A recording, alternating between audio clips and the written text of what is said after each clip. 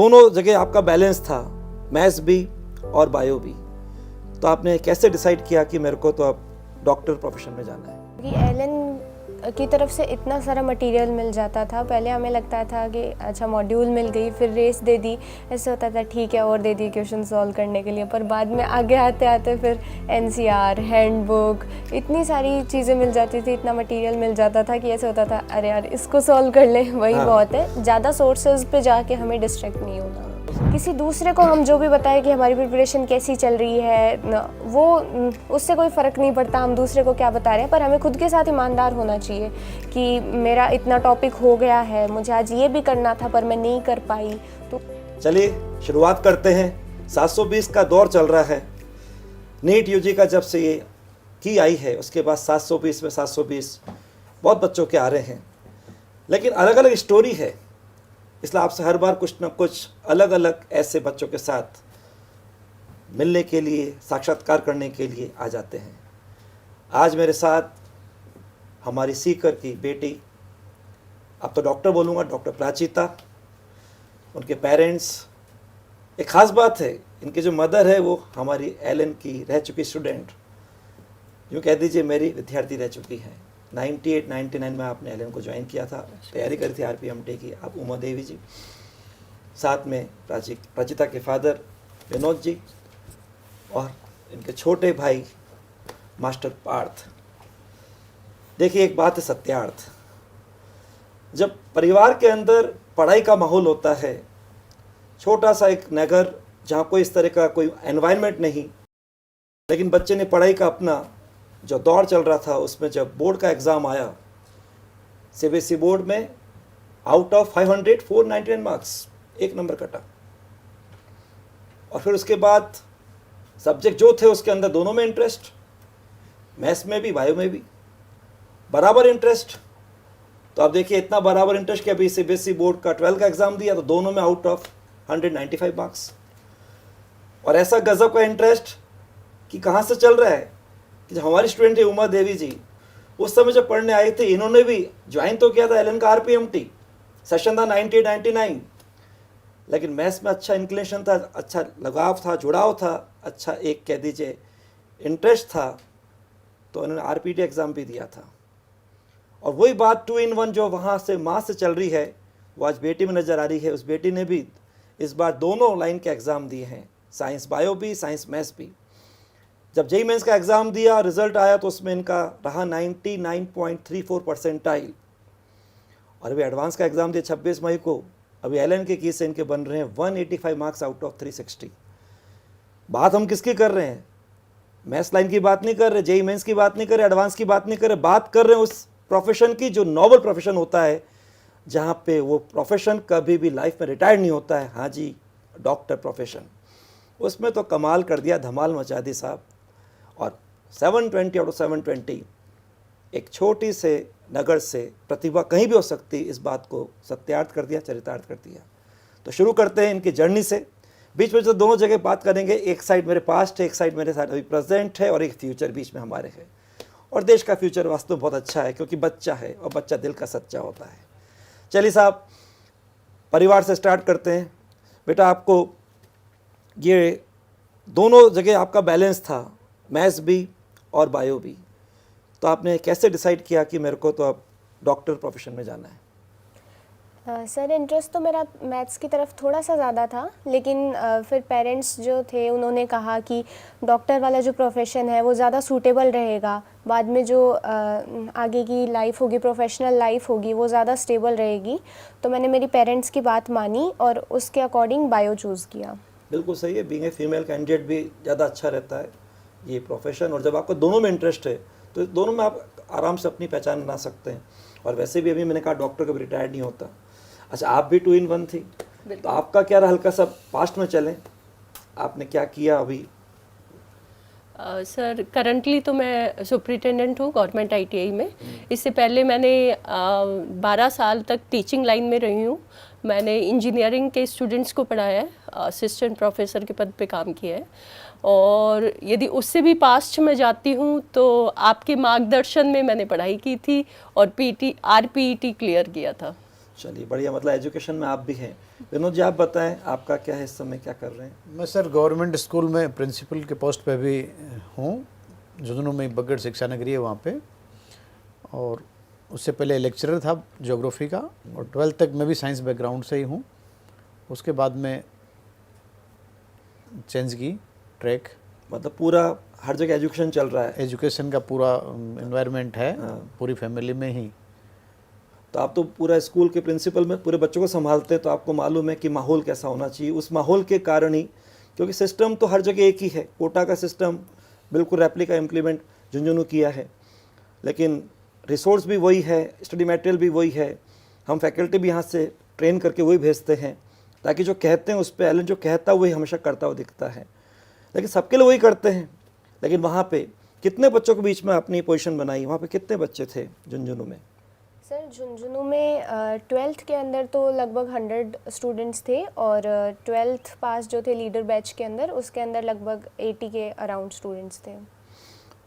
अभी पहले ये SIP चल रहा था, अभी मुझे लगता है कि इस बार जो वहाँ से ऐसी एक पहचान बनी है, तो इसको अब सेंटर में कन्वर्ट फरवरी में किया था, और अब ये लगता है कि वहाँ से ये एक कह दीजिए ट्रैक बन गया है, फुटप्रिंट्स के रूप में हमें डॉक्टर प्राचिता ने वहाँ पे दे दिया है कि अब आने वाले बच्चे इसको फॉलो करेंगे, और वहाँ के टीम की जिम्मेदारी बन गई कि और अच्छी केयरिंग करते हैं, ऐसे रिजल्ट को मेंटेन करें। चलो जर्नी को स्टार्ट करते हैं, जैसे आप कुछ कहना चाह रही थे अभी हाल।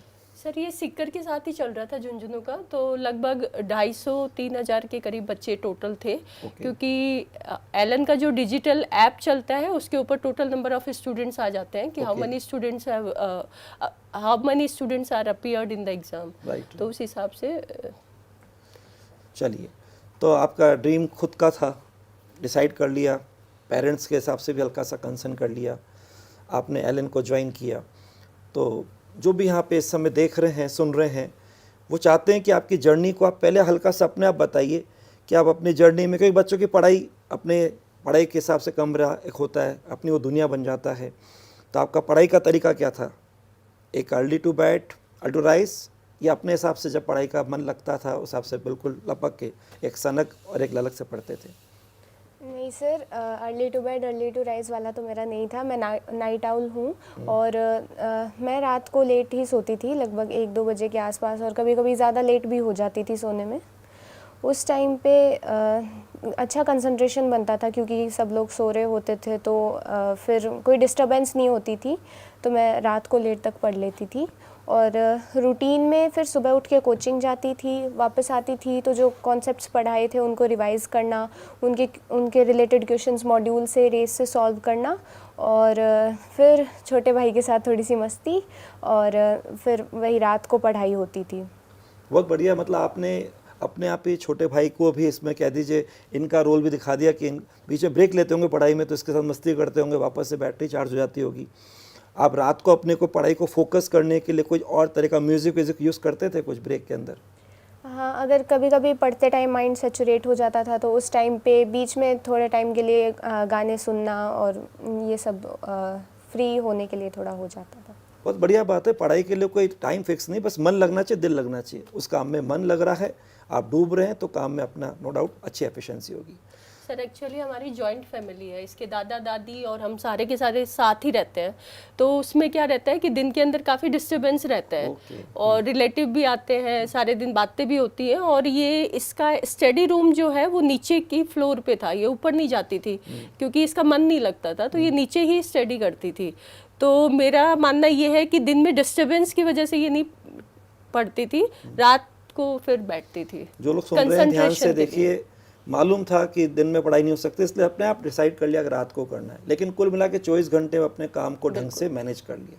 इसे कहते हैं अगर लगन है, अगर आपने सोचा है कुछ करना है, तो टाइम अपने आप निकलता है। ठीक है, टाइम अपने आप मैनेज होता है। चलिए, एलन के हिसाब से आपकी क्लासेस होती थी, और सब्जेक्ट वाइज आप आराम से अपने आप जो पढ़ाने वाले थे पढ़ाते थे, सब होता था। जब टेस्ट आता था, क्योंकि टेस्ट किसके लिए हो, अपन को फाइनल एग्ज़ाम देना है, तो टेस्ट से घबराते थे क्या, डरते थे क्या? कोई टेस्ट का फियर फैक्टर? नहीं सर, टेस्ट से घबराहट तो नहीं होती थी। टेस्ट से पहले एक बार अगर सिलेबस पूरा हो जाता था तो कॉन्फिडेंस आ जाता था कि हाँ, अपन ने एक बार तो सिलेबस कर ही लिया है, एनसीईआरटी पढ़ ली है, अब क्वेश्चन जो आएगा वो आएगा तो इनके अंदर से ही, तो बस घबराहट नहीं होती थी, फ्री माइंड से एग्ज़ाम देती थी। आप लोग देख रहे हैं यहाँ पे बात चल रही है, तो आप बताओ मिस्टर पार्थ, इनको देख के क्या लग रहा है? आपके पेरेंट्स तो एजुकेशन में ही दीदी के हिसाब से फिक्स हो गया कि डॉक्टर के हिसाब से हमको न्यू दिल्ली एम्स जाना है, आपको क्या बनना है? मैंने वैसे तो अभी डिसाइड नहीं किया है, पर मोस्टली डॉक्टर या फिर इंजीनियर का ही है। मतलब वॉच चल रहा है, वेट एंड वॉच चल रहा है। बिल्कुल, अभी तो अपना बचपना चल रहा है, कोई दिक्कत नहीं, ठीक है। अच्छा, आपका इनके साथ झगड़ा होता था कभी कदार? हाँ, हो जाता वो तो मज़ा आना चाहिए, झगड़ा तो तभी तो याद रहेगी, है ना। और आप इनके साथ जैसे दीदी कह रही कि जैसे कोई हल्का सा बीच में ब्रेक लिया, ब्रेक फॉर बेटरमेंट के हिसाब से, तो आपके साथ मस्ती करते थे, कोई खेल खेलते थे? क्या मस्ती करते थे? कोई ड्राइंग बनाते थे, कोई खेल खेलते थे, कैरम खेलते थे, क्या करते थे? नहीं, ऐसे ही थोड़ा बहुत बातें कर लेते और हंसी मजाक। हंसी मजाक। एक ट्यून सुनाओ आप दोनों, जो आप ट्यूनिंग करते थे। हाँ सुनाओ भाई, सुनाओ। हर भाई बहन को सीखना नहीं, चाहिए अच्छा चीज को, लगेगा आपस में एक सबको। दूसरे को कैसे सपोर्ट होता था। मतलब ये बच्ची बन जाती थी एक तरह से। बिल्कुल, बिल्कुल, वो दोनों टोन बचपन में लौट सुनाओ जाते एक थे, बार। ये तो ही बच्चा और ये भी बच्ची बन जाती थी। रिलैक्स करने के लिए अपने आप को ये आपस में ये भी बढ़िया हंस रहे दोनों, ये भी अच्छी बात है। Laughter is best medicine, no doubt. तो आपके टेस्ट से पहले कोई इतना ज़्यादा कुछ नहीं, जब टेस्ट दे के आते थे तो परफॉर्मेंस को एनालिसिस करके आपके मन में चलता रैंक क्या आई है, कोई रैंक को लेके आप चलते थे टारगेट? सर टारगेट तो यही रहता था कि अपना जैसे पिछला जो स्कोर था उससे इम्प्रूवमेंट हो गया, अगर जैसे पिछले जो मार्क्स थे उससे अगर काफ़ी अच्छा इम्प्रूव हो गया तो वो तो अपने आप में ही एक हो जाता था कि ठीक है, कितनी कोई सी भी रैंक आए, ये वाला इतना स्कोर आ गया, इतना अच्छा स्कोर आ गया, वो सही है। कभी कभार रैंक के लिए भी होता था कि यार फर्स्ट रैंक आ जाए, और मार्क्स भी थोड़े टारगेट रहते थे कि आ जाए या लानी है? लानी है, भाई फर्स्ट रैंक लानी है। लाने के लिए पहले डिटर्मिनेशन की लानी है और फिर डेडिकेशन, डिवोशन चाहिए।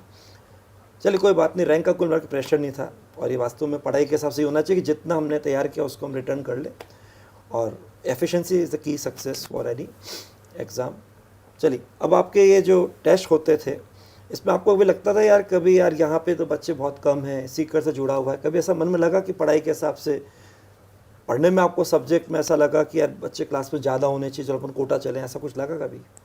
नहीं सर, एक्चुअली हमारे बीच बीच में सिक्कर के साथ टेस्ट होते रहते थे, और एसीटी होते थे, ऑल इंडिया में कॉमन टेस्ट जो होते थे एलएन के, उनके अंदर ऑल इंडिया रैंक भी आ जाती थी, और फिर हमारा रिजल्ट एसीटी में और मेजर टेस्ट में सिक्कर के साथ ही आता था। तो सिक्कर के साथ कंबाइंड तो काफ़ी बच्चे हो जाते थे, तो फिर ऐसा कभी नहीं लगा कि यार कंपटीशन की कमी है, अपन को कहीं और जाना चाहिए। अच्छा, आप ये स्कोर अब भी देखते होंगे ना, 720 में से 700 प्लस कब तक आ रहे हैं, तो उससे लगता होगा, क्योंकि ऑल इंडिया में कितने बच्चे हों या सीकर से जुड़ के कितने बच्चे, पेपर 720 का सबका पेपर जो भी है, तो अगर आपको लगता है कि 720 में से कितने नंबर लाने कि आपका जो ड्रीम मेडिकल कॉलेज सोचा वो आपको मिल जाए, पहले बार ड्रीम मेडिकल कॉलेज क्या था? सर ड्रीम मेडिकल कॉलेज तो एम्स दिल्ली बस था। वो तो आपका पक्का हो गया, वो तो लॉक हो गया कि वो अपना वहीं पे अपना घोंसला, जो अपने किया था फैसला, वो अपना घोंसला बन गया, वही अपना डेरा बसेरा हो गया।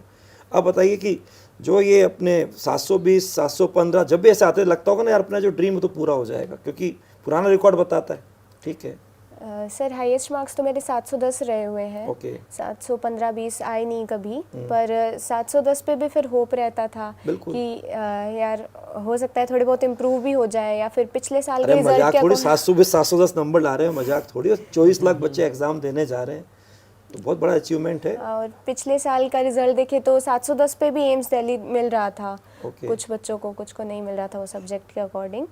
तो मोटिवेशन तो रहता ही था, जब 700 प्लस आते थे उसमें वो अपने आप में ही मोटिवेशन था। ओके।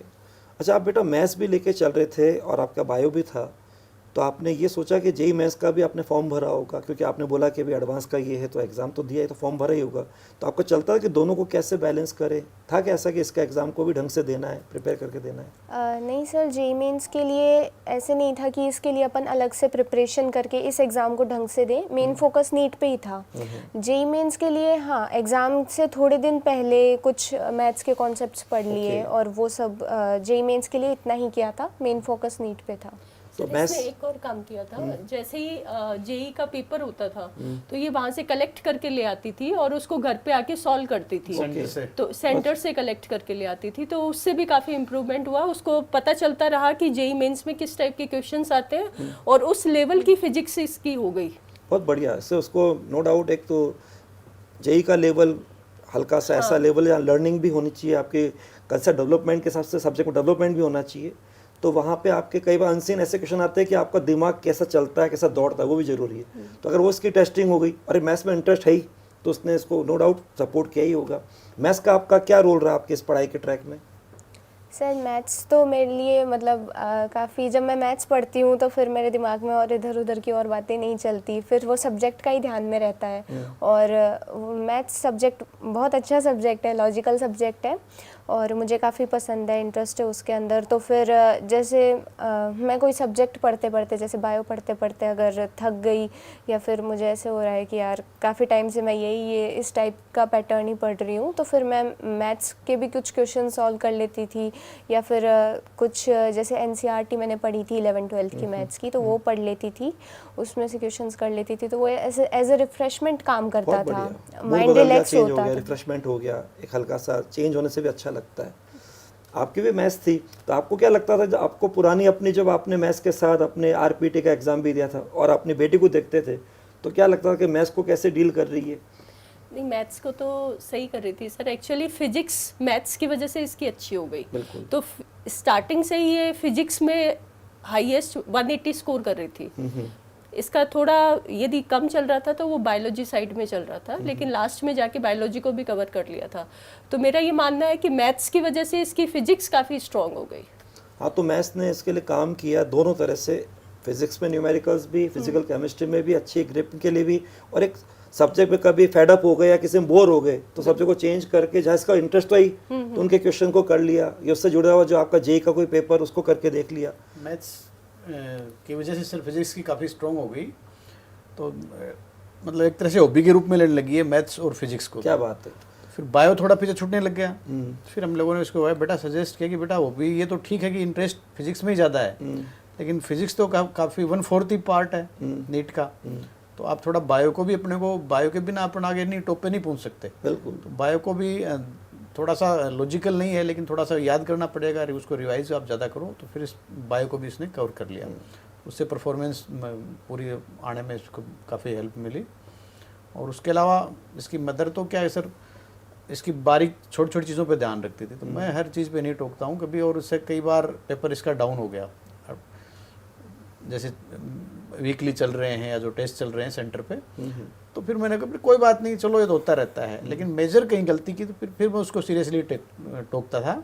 जैसे कई बार ओमार में 1-2 बार ऐसा हुआ कि गलत फीडिंग कर दी, भरना 2 नंबर है, आंसर 3 नंबर भर दिया, 1-2 बार ऐसे। तो बेटा ये कभी नहीं होना चाहिए, इस पे आप पूरा फोकस रखो, क्योंकि जो आपका नॉलेज है उसको आप अगर आगे आंसर शीट में नहीं उतार पाओगे तो ये तो गलत चीज़ है। हाँ, क्वेश्चन नहीं आता, उसमें अटक गया या गलत हो गया, वो तो एक पार्ट है पेपर का, होता रहता है वो चीज़, तो उसको तो गंभीरता से नहीं लेनी, लेकिन इस बात को लेनी है कि ये गलतियाँ अपने को नहीं करनी है, क्योंकि ये अगर एक मेन एग्जाम में हो जाएगी गलती तो फिर परफॉर्मेंस और सारा जो तैयारी है वो किसी काम की नहीं है, कि किसी भी लेवल पे जा सकती है गलती। तो उसमें फिर काफ़ी इसने सुधार कर लिया।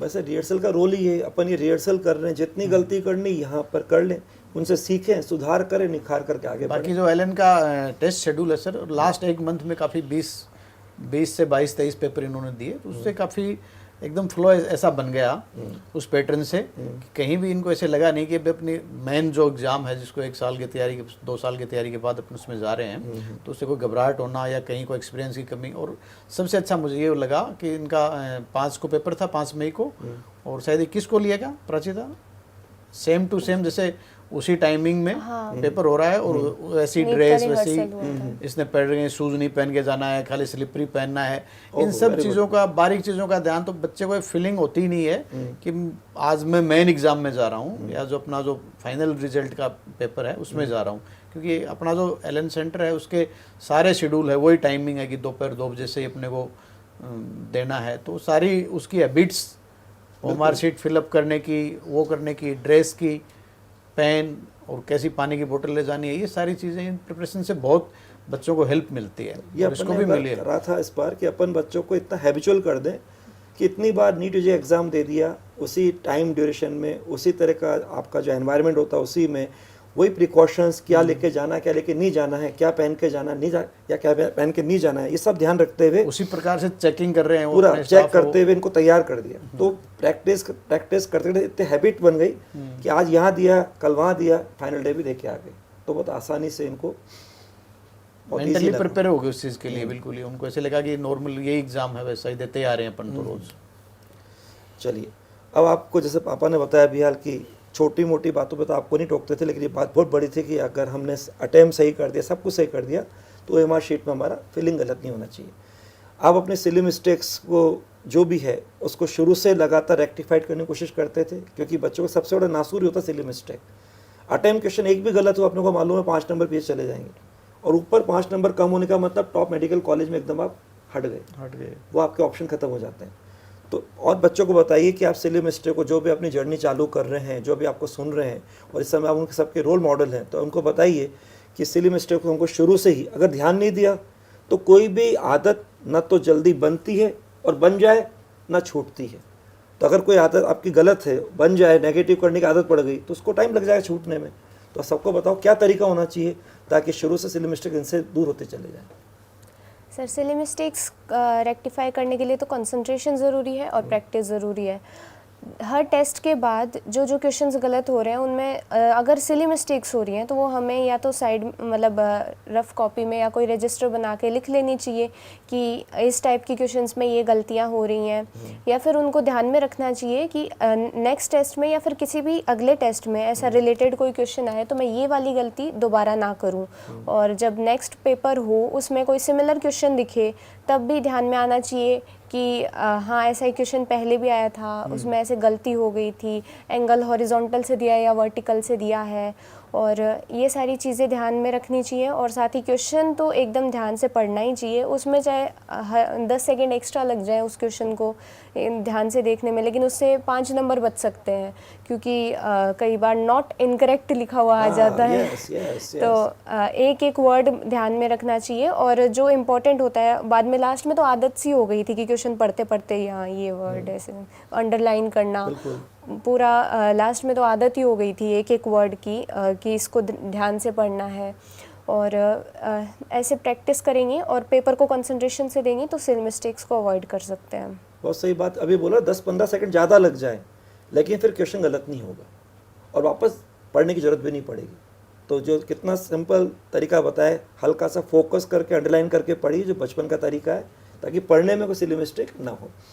चलिए, ये पढ़ाई चल रही है, लेकिन घर में कोई इवेंट आता होगा, कोई फंक्शन होता होगा, त्यौहार भी आते हैं, बर्थडे भी आती है, मम्मी पापा शादी की सालगिरह भी आती है, आपकी बर्थडे भी आती है, और तरह के कई इवेंट्स भी आते हैं, कभी और किसी की शादी आती है, तो आपने कैसे अपने आप को मैनेज किया?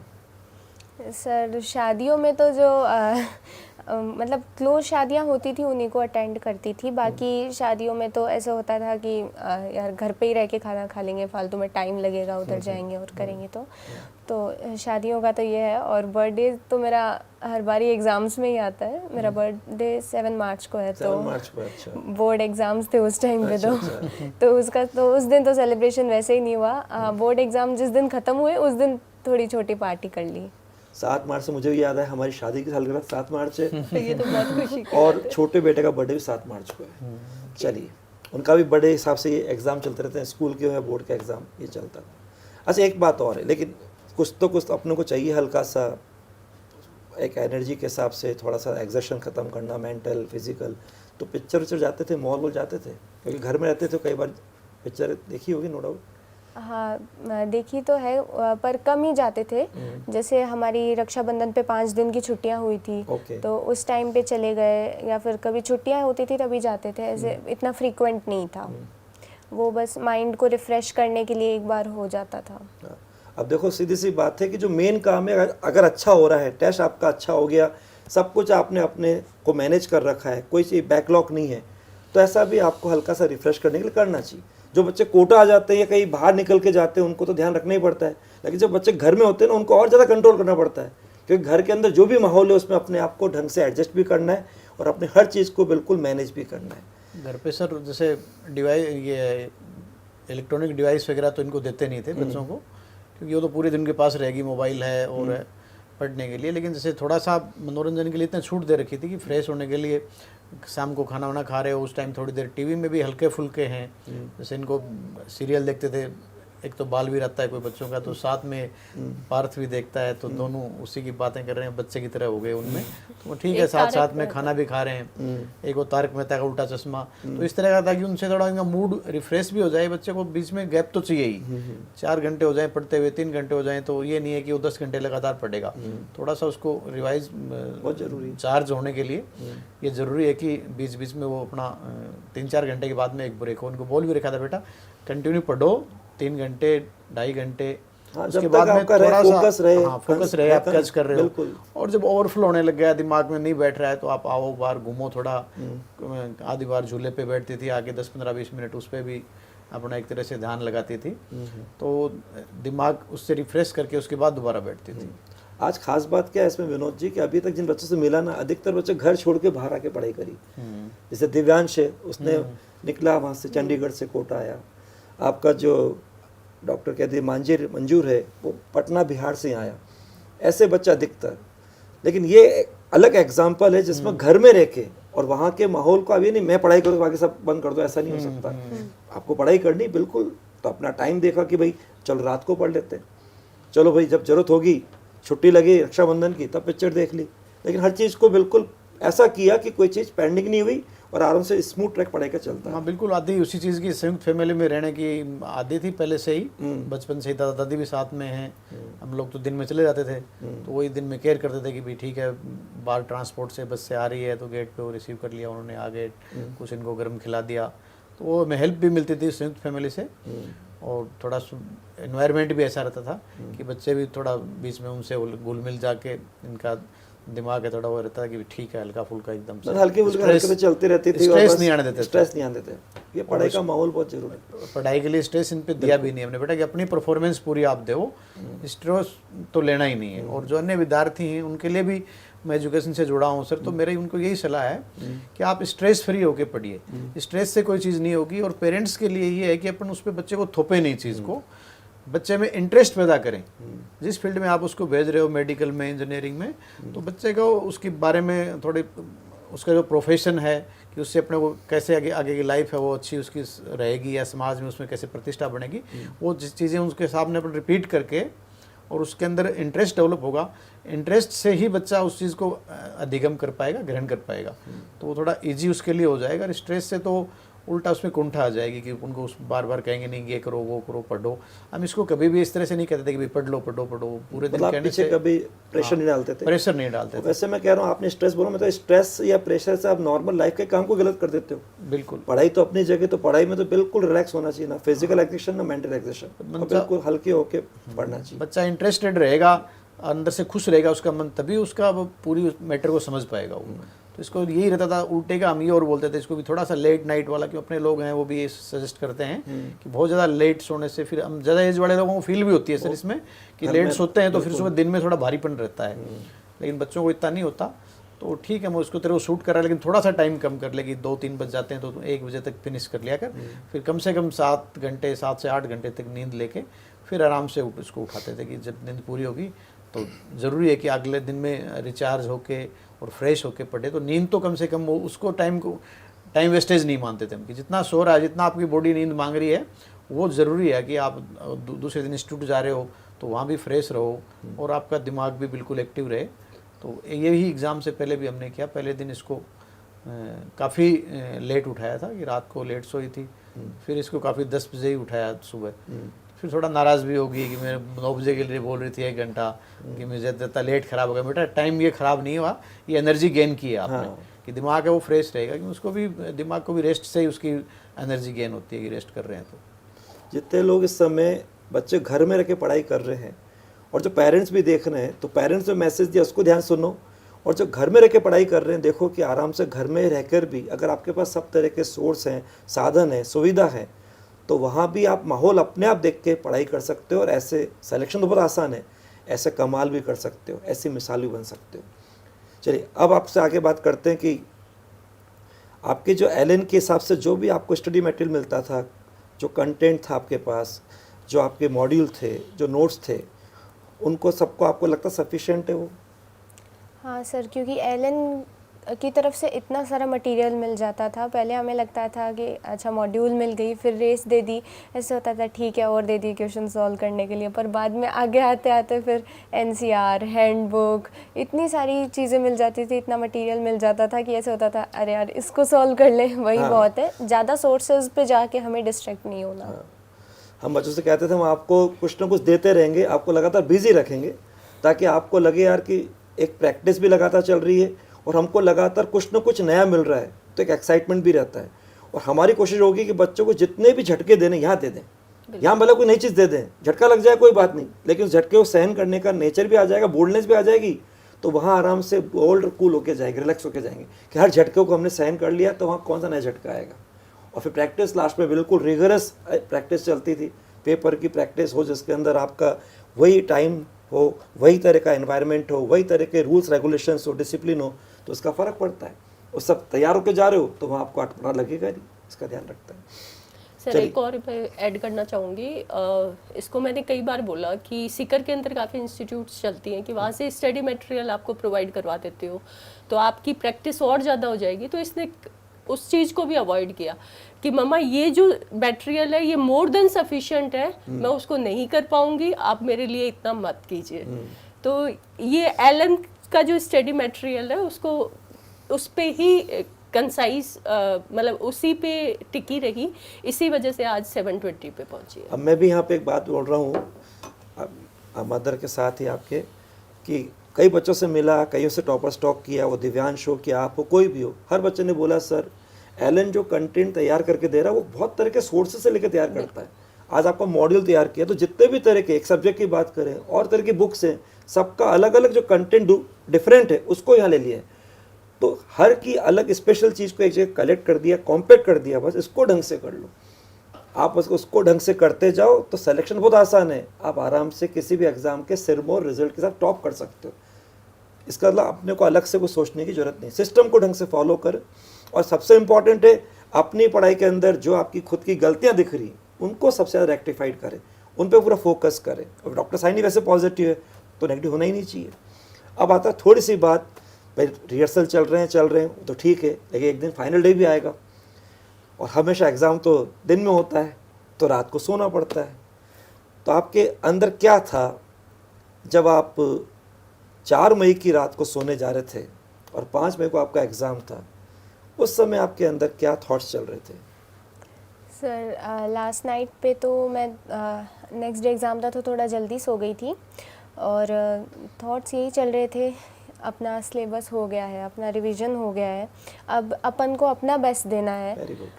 अपन को ये नहीं सोचना है कि यार कितने मार्क्स आएंगे, कौन सा रैंक आएगा, इन सब चीज़ों को एक बार साइड में रखना है और अपने को बस पेपर पे कंसंट्रेट करना है। जब मैं फिर 5 मई को जब गए एग्ज़ाम देने के लिए, उस टाइम भी पेपर करते टाइम मेरा कंसंट्रेशन सिर्फ पेपर पे था, क्वेश्चंस पे था और ऐसे नहीं था मन में कि यार अपने 720 आएंगे क्या, अपने कौन सी रैंक आएगी, कौन सा कॉलेज मिलेगा। उस टाइम इन चीज़ों पे कंसंट्रेशन नहीं था, सिर्फ पेपर पे था। बहुत बढ़िया। ओवर थिंकिंग नहीं होनी चाहिए, पहले से सोचना नहीं चाहिए, ये लाना है कि वो करना है, अपना बेस्ट करना है, खत्म। और बेस्ट करने के लिए हम तैयार हो चुके हैं और हमने प्रॉपर रेस्ट भी किया, जहाँ आपने जल्दी सो गए थे और आपने उसके हिसाब से अपने लिए फाइनल डे गए तो स्कूल माइंड से गए कि आज अपना बेस्ट करना है, आज फाइनल डे, और कुछ नहीं सोचना कि कितने नंबर लाने हैं, क्या रैंक लानी है। तैयारी पर अपना कॉन्फिडेंस है और जितना अपने को तैयार किया है उनमें से कोई पुरानी गलती रिपीट नहीं करनी, और वो आपने करके दिखाया। पेपर का लेवल हर बार अपन कंपेयर करते हैं तो हम देखते हैं बच्चे पेपर के हिसाब से एडवांस चलते हैं। आप जब पेपर देके फ्री हुए तो आपको लग गया था कि आज फुल? सर फुल तो एक्सपेक्टेशन से फुल तो बहुत बड़ा होता है ना कि 720 आउट ऑफ 720, तो इतनी कुछ तो आइडिया हो एक्सपेक्टेशन जाता है, करते करते लग जाता है यार पेपर बायो कर रहे, कोई अभी अटकाट की हुई नहीं, आराम से फटाफट हो रहे हैं। फिजिक्स में भी देखो चॉइस सेक्शन में तो बी अपना था, बी सेक्शन में हर में आप आराम से देख रहे हो 15 में से 10 छांट के कर रहे थे। अब सेक्शन ए जो रह गया उसमें से क्वेश्चन के साथ लग रहा होगा कि यार आराम से स्मूथनिंग चल रही है और जो तरीका बताया राउंड में करते हैं वैसे किया होगा, और टाइम के हिसाब से आपने इतनी प्रैक्टिस करी थी, इतनी बार आपने अपने को यूजी एग्ज़ाम जो नीट का था उसके हिसाब से अपने को तैयार कर लिया था, तो कोई चीज़ नहीं तो नहीं थी। तो आपको लग रहा होगा कि पेपर आपका अच्छा टाइम के हिसाब से पूरा हो गया था। हाँ सर, पेपर मेरा 1 घंटे पहले हो गया था। 1 घंटे सुनो भाई ध्यान से, यही प्रैक्टिस मैक्स मैन परफेक्ट। इतनी प्रैक्टिस कर ली कि टाइम मैनेजमेंट किया, टाइम प्रोड्यूसर बन गई। 1 घंटा प्रोड्यूस कर लिया, सब कुछ संभव ठान लो तो। केवल एक क्वेश्चन सेकंड राउंड के लिए छोड़ा था इसने। अच्छा, मम्मी को ज़्यादा याद है, जंग से अच्छा डिस्कस किया होगा अच्छी तरह से। हाँ, वो एक्चुअली फर्स्ट राउंड में 179 क्वेश्चंस कर लिए थे। वो 1 घंटे पहले जो था 2 घंटे 20 मिनट पे, उस टाइम पे मेरे 179 क्वेश्चंस हो गए थे। एक क्वेश्चन मैंने थोड़ा छोड़ रखा था कि बाद में ढंग से सोचूंगी या तो वरना छोड़ दूंगी, थोड़े वो वाली कौन सा फीलिंग क्वेश्चन थी था? उस क्वेश्चन में। ऑर्गेनिक का क्वेश्चन था, Organic question स्पेलिंग सॉल्यूशन का। अच्छा। तो उसके अंदर मुझे था थोड़ा क्लियरली याद नहीं आ रहा था। आंसर तो आ रहा था मेरे दिमाग में, पर मैं श्योर नहीं थी उस बारे में। पर पापा ने मेरे को कहा था कि थोड़ा भी याद आ रहा हो तो क्वेश्चन करके आ जाना। वो पॉजिटिव रिस्क है, लगता है यार अपन को आज पूरा ही करना है तो कोई बात नहीं। जब मालूम है कि ऑप्शन के अंदर कि यार 2 तो फेल हो रहे हैं, 2 में से कंफ्यूजन लग रहा है, कर लिया 179, चलो 180 पूरे करो, कोई दिक्कत नहीं। हाँ, बाद में जब 2 घंटे 20 मिनट में मेरा बाकी का पेपर पूरा हो गया था, तब मैंने सोचा इस क्वेश्चन के बारे में फिर से ढंग से सोचती हूँ, सिर्फ इसी के बारे में। तो उस टाइम पे मैंने वापस सोचा उस क्वेश्चन के बारे में, और फिर मुझे थोड़ा कॉन्फिडेंस आया कि यार ये आंसर होना चाहिए इसका। तो मैंने फिर वो क्वेश्चन भी अटैम्प्ट कर लिया। उस क्वेश्चन का हर मेरे टॉपर स्टॉक में जिक्र हो रहा है, जो फिजिक्स का क्वेश्चन था ना, उसमें आपने क्या किया था? एटम वाले में क्या किया था? सर, एटम्स वाला क्वेश्चन तो था, उसमें सेकंड स्टेटमेंट था that atoms of each element are stable. तो उस ईच से थोड़ा हो रहा था कि यार ईच तो नहीं होना चाहिए, क्योंकि कई एलिमेंट्स होते हैं जो रेडियो एक्टिव होते हैं और डीके कर जाते हैं। उनकी हाफ लाइफ कुछ तो ऐसे होते हैं जिनकी बहुत ही कम होती है। तो ऐसे हो रहा था यार, कुछ एलिमेंट्स होते हैं जो सिर्फ इतनी सेकंड के लिए स्टेबल रहते हैं, तो ऐसे तो नहीं कह सकते कि ऑल एलिमेंट्स आर स्टेबल। तो आपने उसको तो फिर मैंने उसको इनकरेक्ट किया। इनकरेक्ट फॉल्स कर लिया।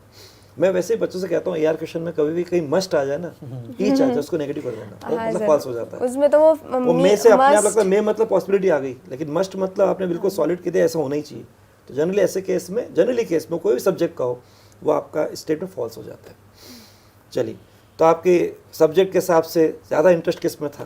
क्योंकि मैथ्स तो अपनी जगह, इधर फिजिक्स, केमिस्ट्री, जूलॉजी, बॉटनी में ज़्यादा इंटरेस्ट किस में था? सर, ज़्यादा इंटरेस्ट तो फिजिक्स में ही था। ठीक है। अब अपने को हल्का सा बच्चों को बताना है कि ये आपका जो ट्रैक है, इसमें आपने अपने को 10 के बाद से दोनों लाइन लेके चले। जब आप 2 लाइन लेके चल के दोनों रिजल्ट दे रहे हो, जेई मेंस में भी दे रहे हो, एडवांस में भी दे रहे हो, इधर यहाँ पे selection full out of full ला रहे हो, 720 आउट ऑफ 720 आ रहा है। तो इनको बताओ, जब एक ही लाइन लेके चलें, केवल बायो या केवल मैथ्स साइंस साइड के अंदर, तो कैसे चलना चाहिए? हल्का सा मैसेज दो, बच्चे आपको बिल्कुल इस समय बहुत ध्यान सुनेंगे और आपकी बात को बिल्कुल पत्थर की लकीर मानेंगे। जब एक ही सब्जेक्ट लेके अगर अपन चल रहे हैं, तो उस टाइम पे तो अपन अपना मतलब वही है कि इंटरेस्ट भी इसी में है और अपने को प्रोफेशन भी इसी में बनाना है। तो फिर उस टाइम पे तो कंसंट्रेट करना और भी आसान हो जाता है, फिर अपने को इधर उधर की चीज़ें नहीं सोचनी। तो उसमें तो अपना है कि यार अपने को डॉक्टर बनना है, अपने को बायो भी इंटरेस्टिंग लगती है। तो उस टाइम पे तो फिर जैसे आपको जो भी अपने टीचर्स हैं उनको फॉलो करना है, उनकी बात को अच्छे से सुनना है और बहुत सारे सोर्सेज पे जाके डिस्ट्रैक्ट नहीं होना है कि यार इधर से भी पढ़ लूँ, इधर से भी पढ़ लूँ, इधर से भी।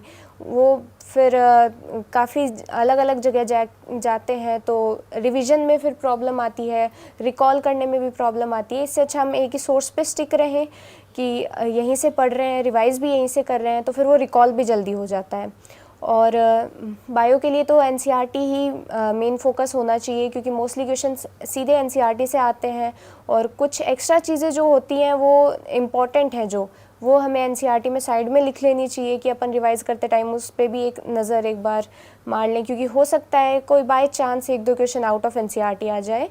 और केमिस्ट्री के अंदर भी ऑर्गेनिक और इनऑर्गेनिक के अंदर तो एनसीईआरटी इम्पॉर्टेंट है, और फिज़िक्स और फिज़िकल केमिस्ट्री के अंदर कॉन्सेप्ट्स और क्वेश्चन प्रैक्टिस भी इम्पॉर्टेंट है। देखो, तीनों तरह से बता दिया एकेडमिक गाइडेंस के अंदर। एक सबसे इम्पोर्टेंट बात करिए, आप किसी सिस्टम में जहाँ पढ़ रहे हो बस उसके हो जाओ, क्योंकि सिस्टम आपको ढंग से पढ़ाना चाहता है। वो पूरी तैयारी के साथ आपके सिलेबस को देख के आपके कंटेंट को तैयार करता है। तो फिर आप इधर उधर मत सोचो ये भी कर लें वो भी कर लें। आप एलन सिस्टम में हो तो एलन जो आपको दे रहा है उसको बिल्कुल मान के चलो, इसके साथ अगर मैं चला तो आराम से बिल्कुल मैं अपने मंजिल तक पहुंच जाऊंगा। और फिर आप जिस लेवल पर अपना रखेंगे डिवोशन, डेडिकेशन, बाहर के जितने भी तरह अट्रैक्शन, उससे अपने को बिल्कुल फ्री रखेंगे, कट ऑफ रखेंगे, तो बस जिस काम अपन कहते हैं जब जो काम करना है, right work the right time, या ये कह दीजिए right work at the right time at the right place at the right age of life, that is life. अगर उसको लेके चलते हो तो बेटा जैसे इन्होंने अपनी पहचान बनाई है तो बिल्कुल टॉप लेवल रिजल्ट के सिरमौर है। आपका सिलेक्शन तो 12th के साथ यूँ आसान है। जो बच्चे 10th के बाद अगर 2 साल के सफ़र में चले, आपका क्या कहना है कि हर बच्चा सेलेक्ट हो सकता है, भले उसका लाइन इंजीनियरिंग हो या मेडिकल हो?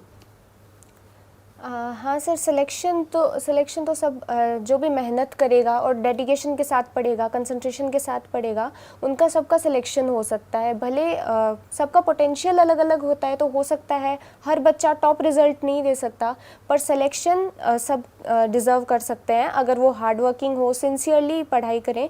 और एक होता है खुद के साथ ईमानदार होना। किसी दूसरे को हम जो भी बताएं कि हमारी प्रिपरेशन कैसी चल रही है, वो उससे कोई फ़र्क नहीं पड़ता हम दूसरे को क्या बता रहे हैं, पर हमें खुद के साथ ईमानदार होना चाहिए कि मेरा इतना टॉपिक हो गया है, मुझे आज ये भी करना था पर मैं नहीं कर पाई, तो उसको हम जब भी हमें राइट टाइम लगे कि इसको कल कर लूँगी साथ में, या फिर जैसे कि कल वाला टॉपिक तो कल कर लूँगी, इसको संडे को कवर कर लूँगी। मतलब अपने प्रति पूरा ट्रांसपेरेंट हो, क्रिस्टल क्लियर हो कि जो है सो है, ठीक है, टाइम के साथ सब कवर कर लेंगे। हम तो कई बार देखते हैं बच्चों का मालूम पड़ा जब पूछते नंबर कितने हैं, कई लिखते आ रहा हूँ 720, कमेंट बॉक्स में लिख के जाते हैं, तो लिखते हैं 1440, मैंने सब 2 पेपर दे दे। लेकिन मजाक थोड़ी भाई, थोड़ा समझो, मस्ती अपनी जगह करनी, लेकिन मस्ती तो कुछ हस्ती बन जाओ। जैसे हस्ती बन गए ना, आराम से मस्ती करेंगे। लेकिन भाई आपको सीधे बोला है कि अपने प्रति ईमानदार हो, अपने पेरेंट्स के प्रति ईमानदार हो, अपने टीचर्स के प्रति ईमानदार हो, अपने सिस्टम के प्रति ईमानदार हो, और हॉनेस्टी ऑलवेज रिवॉर्डेड, वो अदालत सबको देखती है। इसलिए अभी जो आपको काम करना है, पुरुषार्थ करना है, जो आपका कर्म क्षेत्र है, पढ़ाई का टाइम है ना, तो बस पढ़ाई के हिसाब से जो आपने खुद ने डिसाइड किया है। अभी जो बोला है, मैं डॉक्टर प्राचिता बोलूँगा कि अगर आपका सपना खुद का है और फिर आपको पेरेंट्स ने पूरा आपको हर तरह की सुविधा दे दी, सिस्टम ने आपको पूरा साधन दे दिया, तो आपको समय भी ऊपर वाले ने दे रखा है, और ऊपर वाले का दिया समय सबके लिए बराबर होता है। लेकिन एक चीज़ खुद को लगानी पड़ती होती सनक, वो होती जिद, वो होती ललक, वो होता है जज्बा, होता है जुनून। और जुनून कब तक और कैसा होना चाहिए? आपकी आंखों में हो जुनून, आपके इरादों में हो जुनून, किसी से बात करो तो आपकी बातों में हो जुनून, आपके काम में हो जुनून, और फिर अगर ये जुनून चलेगा तभी आपको मिलेगी मंजिल और दिल को आएगा सुकून। बहुत ज़रूरी है, ये जुनून है। एक छोटे से नगर सीकर से पहचान बनाई, उसको पहचान दे दी। मैं तो आपसे बोलूँगा, अब आप डॉक्टर लाइन में जा रहे हैं, क्या बनना चाहेंगे डॉक्टर में? सर डॉक्टर में कौन सी ब्रांच लेनी, वो तो अभी डिसाइड नहीं किया कि कार्डियोलॉजिस्ट बनेंगे, न्यूरोलॉजिस्ट, रेडियोलॉजिस्ट, कुछ ये ऑप्शंस हैं कंसिडरेशन में, बाकी as a decide exactly decide नहीं किस किया। ऑर्गन के डॉक्टर बनना है, ब्रेन का बनना है कि हार्ट का बनना है, ऐसा डिसाइड नहीं। लेकिन ये पक्का है कि स्टार्ट न्यू दिल्ली एम्स से करना है, वहाँ से शुरुआत करनी है। चलिए आपको हम ये अभी शुभकामना देते हैं, मंगल कामनाएँ देते हैं। अभी से हार्दिक बधाइयाँ तो पहले दे ही रहे हैं, लख लख बधाइयाँ चल रही हो, तो लगातार विशेष आ रही हैं, बेस्ट विशेष आ रही हैं। लेकिन आप ये पक्की बात है कि आपने जो प्रूफ कर दिया है वो एक ऐसा एग्जाम्पल बना है कि आगे आप कोई सा भी एग्ज़ाम दे, जब 2 को लेके आप 2 जगह पहचान बना रहे हो, दोनों जगह अच्छा रिजल्ट दे रहे हैं, तो ये पक्की बात है आप जिस भी तरह के एग्ज़ाम को इस तरह से देंगे ना, उसमें आप आराम से लगातार बढ़ते चले जाएंगे, कहीं आपका अनसक्सेस वाली बात ही नहीं आएगी। अब आप अगर यूपीएससी एग्ज़ाम देना चाहें, बच्चे करते हैं, डॉक्टर बनने के बाद यूपीएससी एग्ज़ाम दे रहे हैं, या इंजीनियरिंग आईटी करने के बाद यूपीएससी एग्ज़ाम दे रहे हैं, आगे कलेक्टर बन रहे हैं, आईएएस ऑफिसर बन रहे हैं, या फिर अगर हम जा रहे हैं तो आगे हमको एमबीबीएस भी करना है, पीजी भी करना है, और टॉप लेवल के स्पेशल डॉक्टर बनना है। तो मैं तो आपसे ये बोलूँगा, आप आने वाले 15-20 साल के बाद जब स्पेशल किसी भी ऑर्गन के डॉक्टर बन जाएँ, ऐसे काज करें कि लोगों के दिल में राज करें, और आप इस तरह से वहाँ पर आपकी खुशबू चले, ऐसे खुशबू फैले, ऐसा आपका काम करने का तरीका रहे कि वो शहर हो, कि वो नगर हो, कि मेट्रो सिटी हो, कि वो राज्य हो, यहाँ तक कि देश हो, वो आपके नाम से पहचाना जाए, आपके सिग्नेचर लोगों के लिए ऑटोग्राफ बन जाए, और हर कोई आपके साथ सेल्फी लेना चाहे। ये आपके लिए बेस्ट विशेष है। और डॉक्टर हैं तो दूसरों के लिए जीना ही है, क्योंकि डॉक्टर बनते दूसरों के लिए है। अब तो बताओ आप क्या बनना चाहते हैं? अभी जिन्हें नाम बोला, कार्डियोलॉजिस्ट भी नहीं सोचा कि न्यूरो भी नहीं सोचा, तो क्या बनना चाहते हो? सर फिक्स ही नहीं किया अभी तो। अच्छा, आप अपना कोई मैसेज देना चाहोगे? आप तो इतना बोल दो कि जैसे मैं वैसे आप सब बने रहो। आप कौन? बच्चा। और आदमी अगर बच्चे बने ना तो सबसे बड़ी तो ताकत ही वही है, क्योंकि बच्चा आज भी जीता है और बच्चा हमेशा मस्त रहता है। फिर जो उसको काम करना तो व्यस्त रहता है, जो काम करना उसमें अगर आदमी व्यस्त हो जाए, बाकी सब भूल जाए, तो अपने आप काम अच्छा हो जाए। क्यों विनोद जी, आपका क्या कहना है? सही है, लगन होगी तो सफलता निश्चित है सर। मेरा तो ये मैसेज है सब बच्चों को कि लगन पैदा करो, अंदर आपके डिज़ायर होगी कि मुझे करना है तो वो काम निश्चित रूप से सफलता मिलेगी आपको। और दूसरा ऐसा है कि कोई भी लक्ष्य जीवन में फाइनल नहीं होता है। जैसे ये प्राचीता अपने सामने बैठी है तो 720 में से 720 ले आई तो ये फाइनल थोड़ी है कोई, अभी तो स्टार्टिंग है ये तो। ये कि अच्छा डॉक्टर बनना है, समाज में एक पड़ाव है, अगला फैक्टर है, अपने आप को सही साबित लगातार करना है, जिम्मेवारियाँ और बढ़ गई कि एम्स में जाना है, अच्छा डॉक्टर बनना है या फिर यूपीएससी को चूज करना है।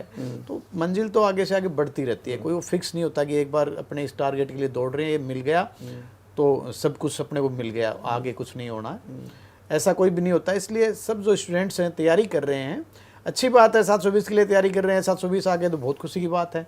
नहीं आए 695 आ गए, 705 आ गए, तो भी अपने को उसमें सेटिस्फेक्शन देना चाहिए कि अब मैंने तो मेरा पूरा दिया था। किसी कारण नहीं आए तो उसमें निराश नहीं होना चाहिए। और लाइफ के टारगेट हैं, लक्ष्य हैं, वो बदलते रहते हैं हमेशा। ये अपने एजुकेशन है उसमें भी यही सिखाया जाता है कि वो कोई फिक्स नहीं होता है। आगे से आगे आपको वो अचीवमेंट मिल गया, वहाँ पहुँच गए आप, 720 पे पहुँच गए, दिल्ली एम्स पहुँच गए, तो आपके पास एक नया टारगेट आ गया कि अब मुझे सुपर स्पेशलिस्ट करना है, किस ऑर्गन का जाना है, किस ब्रांच में जाना है आगे पीजी के अंदर, या जो डीएम का होता है उसके अंदर जाना है, या फिर यूपीएससी को पकड़ना, कि नया लक्ष्य आपके पास आ जाता है। इसलिए कोई भी लक्ष्य अंतिम लक्ष्य नहीं होता है।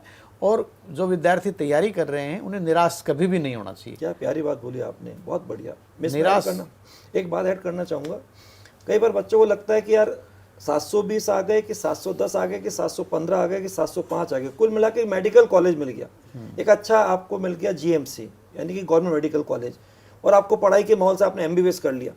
एमबीबीएस डिग्री के बाद और आपने अगर पीजी का एंट्रेंस भी क्रैक करके आप पीजी में चले गए, तो ये नहीं पूछेगा बताओ तुम्हारे नीट यूजी के टाइम स्कोर क्या था, कोई नहीं पूछेगा। जब आप फील्ड में उतर जाओगे और डॉक्टर बन के लोगों का आराम से दिल जीत रहे होंगे, अच्छा काम कर रहे होंगे, कोई आपका केस नेगेटिव नहीं हुआ, तो ये नहीं पूछेगा बताओ आपने किस कॉलेज से एमबीबीएस किया था या किस कॉलेज से आपने पीजी किया था। आज आप क्या हो वो सबसे इंपॉर्टेंट है, आज आप जो काम कर रहे हो वो कैसा कर रहे हो वो सबसे इंपॉर्टेंट है। पुराना रिकॉर्ड कोई नहीं पूछता। हाँ ठीक है, हमारे खुद के रिकॉर्ड से हम खुद मोटिवेट होते हैं। आज ये मोटिवेशन हुआ, चलो मेरा स्कोर हुआ है, मेरे को न्यू दिल्ली एम्स मिला। अब वहाँ तो न्यू दिल्ली एम्स मतलब पूरे इंडिया का नंबर 1 मेडिकल कॉलेज। उसके बाद वहाँ पढ़ाई का माहौल अलग होगा, तो अपने आप लगेगा कि हम जा रहे हैं वहाँ पे, तो हमें जो 19 सब्जेक्ट पढ़ने हैं उसमें अपने आप लगेगा यार ऐसे पढ़ेंगे जैसे कि हम तैयारी में यूजी से पीजी के लिए चले गए। अपने आप ही वहाँ बच्चे पीजी में ऐसे निकलते हैं, तो एमबीबीएस तो अपने डिग्री मिल रही है, लेकिन पीजी ऐसा निकलेंगे कि पीजी में अगर हमें ध्यान रखा कि हम शुरू से वहाँ पे माहौल उसी पीजी में चल रहे हैं, तो पीजी में एक अच्छा स्कोर आ गया, अपनी मन चाहे ब्रांच मालूम पड़ी सबसे बेस्ट होती है, रेडियोलॉजिस्ट ये बन जाएंगे, कार्डियोलॉजिस्ट ये बन जाएंगे, ये नहीं जो बच्चे को मिल जाए, ऐसा नहीं। तो ये जो चीज़ मोटिवेशन का सेल्फ मोटिवेशन वो अच्छी बात है, लेकिन कभी किसी को ये नहीं सोचना चाहिए मेरा स्कोर कम रह गया तो अब क्या करूँ, मेरा 720 तो नहीं आया, या मेरे 685 रह गए, मेरे 700 क्रॉस भी नहीं हुआ, 700 नहीं लगा। कुछ नहीं सोचना चाहिए, जो हो गया एक आपको मालूम है, पहला काम हो गया, इस जगह से हमको मेडिकल कॉलेज मिल गया, अब आगे का सफ़र है 4.5 साल का, फिर वहाँ बढ़िया करेंगे, कोशिश करेंगे, फिर एमबीबीएस डिग्री मिल जाएगी, सबके लिए बराबर हो जाएगी, फिर आप ऑल इंडिया पीजी सबको देनी, सब एक वापस प्लेटफॉर्म पर आ गए। अभी ऑल इंडिया यूजी प्लेटफॉर्म पे थे, ऑल इंडिया पीजी प्लेटफॉर्म पे आ जाएंगे। तो पुराना रिकॉर्ड के साथ नहीं रहता, इसलिए कभी भी कोई रिजल्ट आ गया उसका अगर कुछ कम रह गया तो उसको गम लेके मत चलो, उसका दम लेके चलो और बोलो कि इस दम के बल पे वहाँ तो पहुँचे और आगे इस दम के साथ और आगे पहुँचते जाएंगे। आपने बहुत बढ़िया बात बोली, कोई लक्ष्य अंतिम लक्ष्य नहीं होता, ऐसे कोई भी जीत अंतिम जीत नहीं होती और कोई भी हार भी अंतिम हार नहीं होती। और मैं तो हारना तो और ज़्यादा अच्छा होता कई बार, क्योंकि सिखाते कि जीत का वास्तव में स्वाद क्या होता है, या कोई भी हार है तो जीत के लिए सीख के लिए प्रेरणा देती है। बिल्कुल। आप कुछ बताइए, बच्चों को कोई मैसेज दें। मैं यही कहना चाहूँगी कि प्राचीता के जितने मेजर टेस्ट या टेस्ट दिए थे उसमें कभी भी 720 नहीं आए थे, तो हमने 720 तो कभी टारगेट रखा ही नहीं था। लेकिन यदि एग्ज़ाम के टाइम आप फ्री माइंड से एग्ज़ाम देते हो तो 720 अचीव करना कोई बहुत बड़ी बात नहीं है। इसने प्रूव किया है, आप भी प्रूव कर सकते हो, यही कहना है। मतलब कितनी अच्छी बात बोली, पहले टारगेट नहीं सोचा, आगे अच्छी बात है, खुशी की बात है, लेकिन उसको टेंशन लेके नहीं चले। उसका एक पहले से ये नहीं कि प्रेशर ले एंजाइटी चल रही, नहीं आए तो क्या होगा, नहीं, बस बेस्ट करने की कोशिश करेंगे। बेटा आप कुछ मैसेज देना चाहें लास्ट में, लाइफ के हिसाब से, अपने इस पढ़ाई के ट्रैक के हिसाब से, जो भी? मैं तो यही कहूँगी कि जो भी एग्ज़ाम दे रहे हो या फिर लाइफ के अंदर कोई भी दूसरा भी काम कर रहे हो तो स्ट्रेस फ्री रह के करना चाहिए, क्योंकि जैसे कि पापा ने कहा कोई भी लक्ष्य जो है वो अंतिम लक्ष्य नहीं होता। और दूसरी बात, अगर नीट के एग्ज़ाम के लिए भी प्रिपेयर कर रहे हो तो उस टाइम भी एक दो बार नंबर कम आने से या फिर नीट के जस्ट पहले नंबर कम आने से स्ट्रेस नहीं लेना चाहिए, स्ट्रेस फ्री रह के एग्ज़ाम देना चाहिए। बहुत बढ़िया बात। आज एक अलग ही तरह का सेशन हुआ जिसमें मैं देख रहा हूँ कि हमारे पास के स्टूडेंट, उन्होंने भी बच्चे के हिसाब से जो पढ़ाई का ट्रैक था, खुद का अनुभव पूरा अप्लाई किया। मुझे एक आध बात याद आ रही कि आपने कभी इनको मोबाइल की इन्होंने जिद्दी विद्दी करी, ऐसा कुछ किया क्या? कभी इन्होंने मोबाइल, या आपने इनको मोबाइल के लिए मना किया? क्योंकि आप कह रहे थे विनोद जी कि मैं तो कभी कभार टोकता था, तो आप आखिर किस चीज़ के टोकते थे? चलो लास्ट में एक बात कर ले कि कई मदर भी देखते हैं, उनकी भी आदत होती है, और आजकल मदर ज़्यादा केयरिंग करते हैं अधिकतर जगह। इसका इंडिविजुअल खुद का कोई मोबाइल नहीं था, इसने मेरे ही मोबाइल के अंदर इंडिविजुअल मोबाइल नहीं, डिजिटल ऐप डाउनलोड कर रखा था और उसकी सहायता से केवल डिजिटल कंटेंट और अपनी रैंक वगैरह देखने के लिए ये उसको मोबाइल को यूज़ करती थी। और लास्ट के 10 डेज़ के अंदर तो इसने बिल्कुल हाथ नहीं लगाया था मोबाइल के, और यदि इसको रैंक भी पूछनी होती थी तो मुझसे ही पूछती थी कि मम्मा मेरी रैंक बता दो, मेरी क्या आई है। तो मोबाइल तो कम से कम यूज़ करना है। इसका फ्रूटफुल यूज़ तभी होगा जब आप केवल टीचर से व्हाट्सएप पे यदि कुछ आपको क्वेश्चन में डाउट है, लास्ट मोमेंट पे आप कोचिंग नहीं जा सकते, तो आप उस वक्त उनकी हेल्प ले सकते हो, या फिर फ़ोन पे आप अपने पेरेंट्स से दूर रह रहे हो तो उनकी से बात कर सकते हो। कम से कम मोबाइल का यूज़ करके आप बहुत अच्छा अचीव कर सकते हो। देखो कितनी बड़ी बात बोली कि खुद का मोबाइल नहीं था, लेकिन आज इन्होंने जो अपनी पहचान बनाई है, जरा स्पेस को लुक करिए। अब आप चाहेंगे इससे बुक भी करना, और आज अगर फेसबुक पे अपना अकाउंट, अभी था क्या अकाउंट, पहले था क्या? नहीं सर। अब आपका कोई अकाउंट इससे पहले कोई सोशल मीडिया प्लेटफॉर्म पे, नहीं इंस्टाग्राम सर, पर, इंस्टा फेसबुक फेसबुक पर किसी पे नहीं था कभी नहीं। अब आप कौन सा अकाउंट खोलेंगे? जो अकाउंट खोलेंगे ना, जो पेज करेंगे, खटक से पेज भर जाएगा। इतने आपके लोग दीवाने हो चुके हैं, फॉलोअर बन चुके हैं। आपको बिल्कुल, आप जो बता रहे हैं, अगर इन्होंने इसको फॉलो कर लिया तो बच्चों देख लो, अब ये चाहें ना तो किसी मोबाइल कंपनी से कोई मोबाइल मिल जाएगा इनको आराम से। अब मम्मी के मोबाइल पर डिपेंडेंसी नहीं रहेगी, कोई सा ही मोबाइल, क्योंकि अब स्मार्ट वर्क करके स्मार्ट बन चुके हैं, एक पहचान बना चुके हैं। बस यही बात है, अब हस्ती बन चुके हैं तो मस्ती भी कोई कर सकते हैं, और आप सबके लिए रोल मॉडल बन रहे हैं। तो आप भी ऐसा कर सकते हैं, आप भी ऐसी सक्सेस जर्नी लिख सकते हैं। अलग अलग तरह की सक्सेस जर्नी, अलग अलग तरह के माहौल है। जो चीज़ आपको पसंद आए उसको अडेप्ट कर लो, उसके साथ अपने को आत्मसात कर लो, और आप भी ऐसी अपनी यात्रा स्टार्ट कर सकते हो, और आप भी सक्सेस जर्नी लिख सकते हो। बहुत आसान है लाइफ में सक्सेस होना। केवल कब क्या करना है उसका ध्यान रखना, क्या क्या चीज़ हमारे लिए बाहर से डिस्टर्ब कर सकती है उससे अपने को आइसोलेट रखना, और फिर जोश होश के साथ चलना। बहुत ज़्यादा जोश भी गलत है, और होश, केवल होश तो भी गलत है। दोनों का तालमेल हो, दोनों की ट्यूनिंग हो, तो कोई भी हमारी मंजिल हो उससे मेल होता है, पक्की बात है। तो आगे फिर मिलेंगे। All the best, keep smiling.